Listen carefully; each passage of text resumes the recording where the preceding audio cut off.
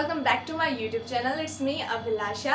तो आज सभी लोग जानते हैं क्योंकि आज है Rakshabandhan. So I wish you all, जितने भी यहाँ पर बैठे हैं मेरे भाई बहन, आप सभी को रक्षाबंधन की बहुत बहुत शुभकामनाएं। तो उसी के साथ आज का हम लेक्चर शुरू करते हैं। लास्ट लेक्चर में मैंने फाइकोमाइसेटीज कंप्लीट कर चुका था। हम किंगडम फंजाई पढ़ रहे थे, जहाँ फाइकोमाइसेटीज वाला लेक्चर मेरा पूरा हो चुका है।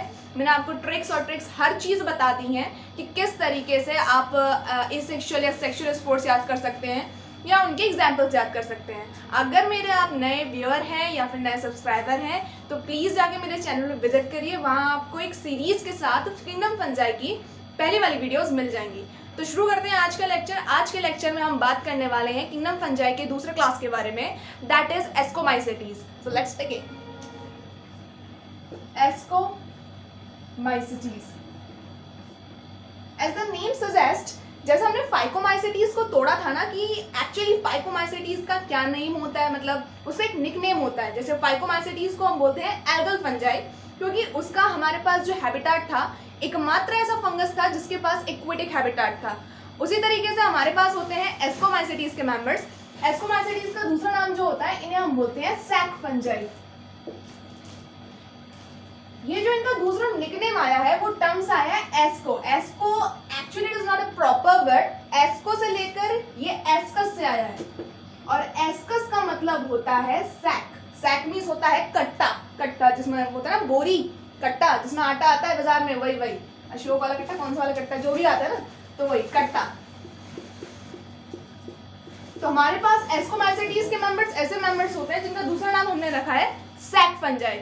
इतना हो गया होगा, चलिए आगे बढ़ते हैं। उससे पहले मैं अगर आपको इनकी डिटेल पूछूं कि इनके अंदर एसेक्सुअल और सेक्सुअल स्पोर्ट्स किस प्रकार के होते हैं, तो आई थिंक अब तक तो आपको वो कृतिसनन वाली ट्रिक याद हो चुकी होगी, और अगर नहीं हुई है तो एक बार प्लीज चैनल पर विजिट करो जाकर। और बहुत भयंकर ट्रिक है, ऐसी ट्रिक आपको किसी दूसरे चैनल पे नहीं मिलेगी, गारंटी है इस चीज की। लेकिन एक बार देखोगे ना, हमेशा के लिए याद हो जाएगा कि भाई कौन सा सेक्सुअल स्पोर एंडोजीनस है, कौन सा एक्सोजीनस है।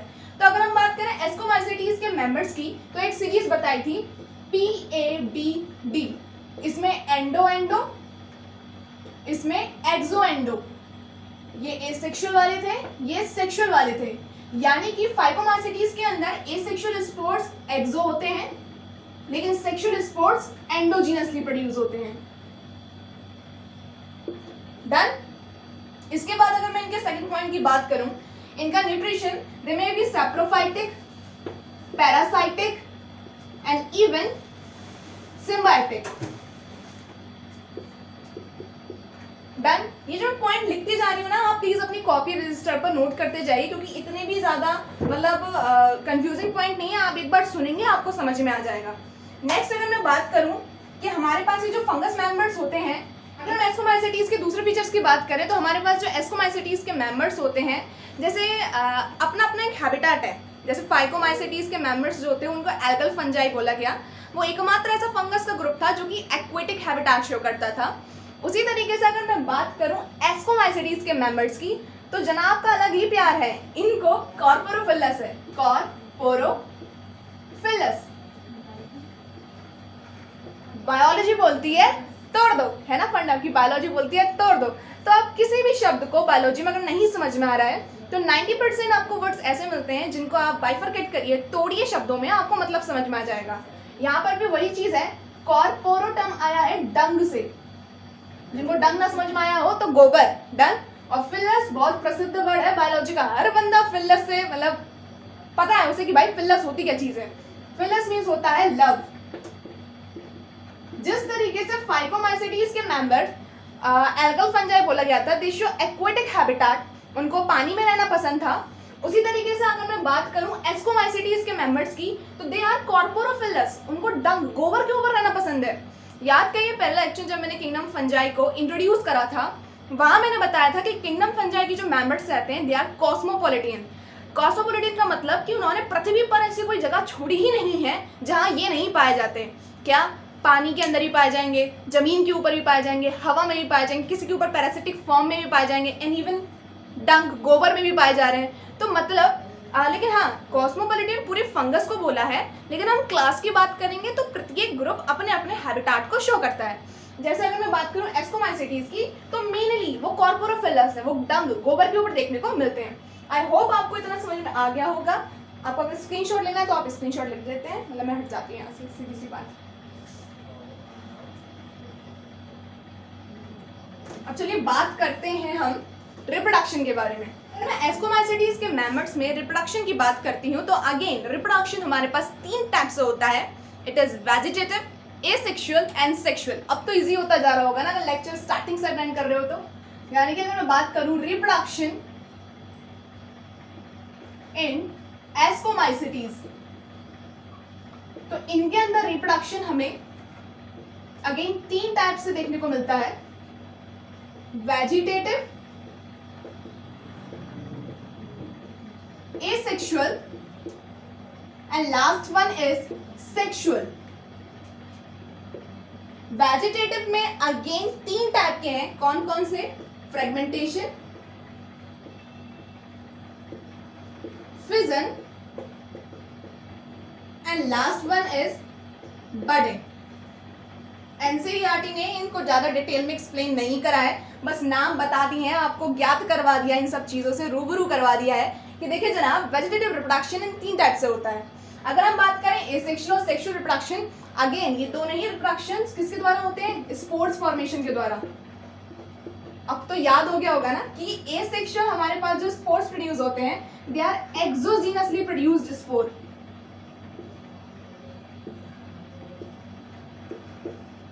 और हमारे पास जो सेक्सुअल रिप्रोडक्शन होता है they are endogenously produced spore.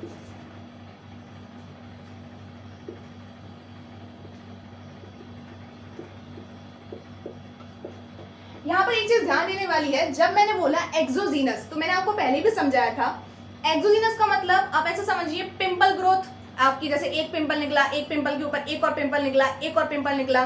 जब हमारे पास कोई लिमिट नहीं है, there is no boundary there, लेकिन हमारी जो पिंपल है वो एकदम से एक के पीछे एक के पीछे एक के पीछे एक ऐसे ग्रो करते जा रहे हैं, उस ग्रोथ को हम बोलते हैं एक्सोजीनस ग्रोथ। लेकिन वहीं अगर मैं बात करूं कि मैंने एक ग्रोथ लिमिटेड करा, एक बैग लगा दिया यहाँ पर, उस बैग के अंदर सारे पिंपल्स ग्रो कर रहे हैं, दैट इज एंडोजीनस ग्रोथ। तो यहाँ पर एस्कोमाइसिटीज के अंदर जो एसेक्सुअल स्पोर्स प्रोड्यूस होते हैं वो एक्सोजीनसली प्रोड्यूस होते हैं। उन एक्सोजीनसली प्रोड्यूस्ड स्पोर का एक नाम दिया जाता है, उन्हें बोलते हैं कोनिडिया। क्या बोलते हैं उन्हें? कोनिडिया। जैसे कि आप ऐसे समझ लीजिएगा, यहाँ पर हमारे पास एक हाइफा के ऊपर फ्रूटिंग बॉडी, इस फ्रूटिंग बॉडी से इस प्रकार से लड्डू, लड्डू के पीछे लड्डू, लड्डू के पीछे लड्डू, तो ऐसे हमारे पास क्या निकल रहे हैं? कोनिडिया फॉर्मेशन होता है। मैच्योरिटी के दौरान ये स्पोर यहाँ से डिस्पर्स आउट होते हैं और जहाँ गिरते हैं वहां से नए फंगल फॉर्म की मतलब फंगस की फॉर्मेशन होती है। तो अगर मैं बात करूँ कोनिडिया की, तो हमारे पास इस तरीके से बन गया। इसको आप स्क्रीनशॉट ले लीजिए क्योंकि यहाँ पर जगह खाली नहीं है, तो मुझे नेक्स्ट पेज पे जाना होगा। मैं बात कर रही थी asexual and sexual reproduction. Asexual reproduction, पहले सेक्सुअल समझिए। सेक्सुअल में जैसे हमारे पास हैप्लॉइड हाइफेज हैं, उन हाइफेज से गैमीट की फॉर्मेशन होगी। गैमीट्स के फ्यूजन को पहले हम बोलेंगे क्या? प्लाज्मोगैमी। प्लाज्मोगैमी के बाद एक फेज यहां पर नजर आएगा जिसे हम बोलते हैं डाइकैरियन फेज। उसके बाद जो थर्ड फेज हमें नजर आएगा that is karyogamy. I hope कि आपको ये चीज समझ में आ रही होगी, जो मैंने भी 3 शब्द लिखे हैं यहाँ पर, plasmogamy, dikaryon phase and karyogamy. अगर नहीं समझ में आया तो पहली वीडियोस प्लीज देख लीजिएगा, क्योंकि यहाँ पर अगर मैं ब्रॉडली समझाऊंगी तो वीडियो बहुत लंबी जाएगी, ठीक है। तो मैं बात कर रहा कि plasmogamy, dikaryon phase and karyogamy, ये 3 फेज होते हैं जो हमें एस्कोमाइसिटीज के सेक्सुअल रिप्रोडक्शन में देखने को मिलते हैं। याद करिए, जब मैंने फाइकोमाइसिटीज आपको बताया था तो मैंने बताया था कि फाइकोमाइसिटीज के अंदर आपको डाइकैरियन फेज देखने को नहीं मिलता है। इसकी एक ट्रिक भी बताई थी, दोबारा बता दे रही हूँ जिन लोगों को याद नहीं आ रही है। जैसे कि आप लोग जानते हैं कि मेरा नाम है अभिलाषा, मेरे नाम के स्टार्टिंग के 2 वर्ड्स हैं ए एंड बी। हमारे पास फंगस के 4 ग्रुप होते हैं, फाइकोमाइसिटीज, एस्को, बेसिडियो एंड ड्यूटेरो। केवल डाइकैरियन फेज में देखने को मिलता है एस्कोमाइसिटीज और बेसिडियोमाइसिटीज में, क्योंकि ड्यूटेरोमाइसिटीज के अंदर सेक्सुअल रिप्रोडक्शन होता ही नहीं है, तो डाइकैरियन फेज ही कहाँ से आया। और फाइकोमाइसिटीज के अंदर डाइकैरियन फेज क्या होता है? एब्सेंट। याद आया? जिन्होंने पहला लेक्चर पढ़ लिया है, जो कि पढ़े हुए हैं, नीट ड्रॉपर हैं या फिर 12th ड्रॉपर हैं, तो उनको समझ आ गया होगा। डन। तो यहाँ पर मैंने बोला plasmogamy, dikaryon phase and karyogamy, तीनों फेज हमें यहाँ देखने को मिलते हैं, जिससे हमारे पास लास्ट में जाइगोट की फॉर्मेशन होती है, दैट इज 2n, और इसके मियोसिस से हमारे पास क्या बनते हैं, स्पोर्स बनते हैं, और जहां स्पोर्स डिस्पर्स आउट कर जाएंगे वहां से एक न्यू फंगल बॉडी की फॉर्मेशन हो जाएगी। डन। वहीं अगर मैं बात करूं एसेक्सुअल रिप्रोडक्शन में, तो ऐसे हमारे पास एक हाइफा रहता है, हाइफा की फ्रूटिंग बॉडी, हाइफा की फ्रूटिंग बॉडी से हमारे पास एक्सोजीनस क्या प्रोड्यूस होते हैं, स्पोर्स। इन एक्सोजीनस स्पोर्स का नाम हमारे पास क्या रहता है, कोनिडिया, और इस फ्रूटिंग बॉडी का नाम रहता है कोनिडियोफोर, कोनिडियोफोर। आई होप कि आपको ये समझ में आ गया होगा। अगर ये टॉपिक नहीं समझ में आया तो प्लीज वीडियो को रिवाइंड करिएगा, कोशिश करिए 2x की स्पीड में मत देखिए, क्योंकि मेरी बोलने की स्पीड आई थिंक बहुत तेज है। जिनको समझ नहीं आया वो 1.5x की स्पीड पे देख लीजिएगा, लेकिन अगर आप दोबारा ध्यान से देखेंगे इस वीडियो को आपको समझ आ जाएगा। डन। इसे स्क्रीनशॉट ले लीजिएगा प्लीज। यहाँ पर एक चीज प्लीज ध्यान रखिएगा, ये जाइगोट से जो स्पोर्स प्रोड्यूस होते हैं इन्हें हम बोलते हैं एस्कोस्पोर्स, और यहाँ पर जो कोनिडियोफोर से जो हमारे पास स्पोर्स निकले उनका नाम क्या है हमारे पास, कोनिडिया, और यहाँ इसकी जो फ्रूटिंग बॉडी रहेगी उसको हम बोलते हैं एस्कोकार्प।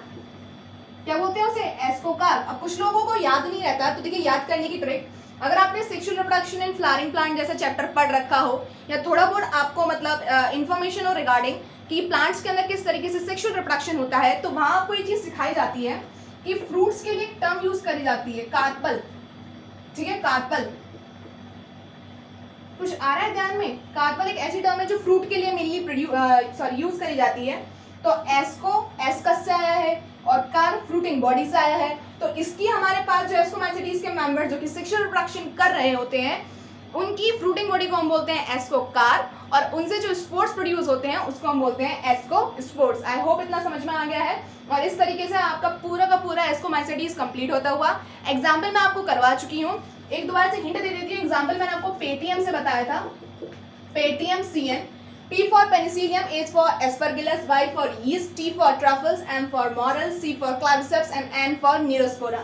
यहाँ पर एक चीज और गौर करने वाली है, जैसे कि मैंने आपको मेनली बताया था कि हमारे पास केवल एकमात्र फंगस है जो कि यूनिसेलुलर इन नेचर है, वो फंगस यहीं आती है।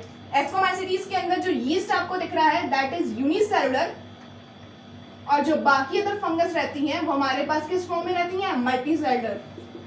ध्यान रखिएगा, ये क्वेश्चन कई बार पूछा गया हुआ है कि only unicellular fungus belongs to which group. तो यूनिसेलुलर एल्गी से मगअप कर रही हूँ मैं, फंगस यूनिसेलुलर फंगस हमारे पास कौन सी है, यीस्ट, और वो कौन से ग्रुप को बिलोंग करती है, एस्कोमाइसिटीज। डन।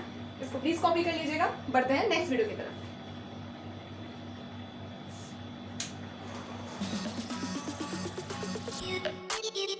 You